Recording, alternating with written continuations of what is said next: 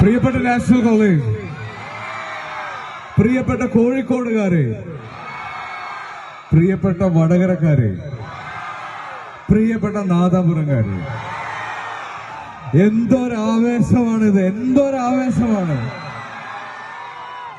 ഞാനൊരു കോളേജിൽ ഒരു ഫെസ്റ്റിവലിന്റെ ഭാഗമായി 5:30 മണിക്ക് എത്തുമ്പോൾ അത് കുറച്ച് ലേറ്റായി പോകില്ലേ എന്നുള്ളൊരു സംശയത്തിലാണ് ഈ കോളേജിന്റെ 1 കിലോമീറ്റർ മുന്നേ വരെ എത്തിയത്.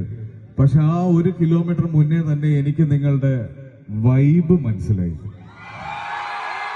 പിന്നെ വണ്ടി നിർത്തി കഴിഞ്ഞ് അകത്തേക്ക് കയറാൻ എടുത്ത 1/2 മണിക്കൂറിൽ എനിക്ക് നിങ്ങളുടെ സ്നേഹം മനസ്സിലായി. വേദിയിലിരിക്കുന്ന വിശിഷ്ട വ്യക്തികളെ, പ്രിയപ്പെട്ട സൂപ്പർ സ്റ്റാർ ഷാഫി പറമ്പിൽ,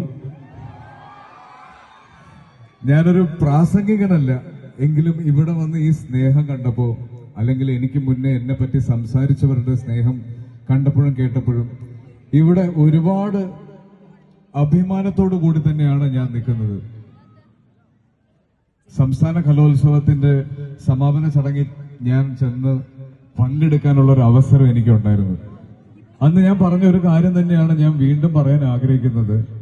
ഞാൻ സ്കൂളിലും കോളേജിലും പഠിച്ച സമയത്ത് ഒരു കസേര പോലും പിടിച്ചിടാൻ സ്റ്റേജിൽ കയറാതിരുന്ന ഒരാളാണ്.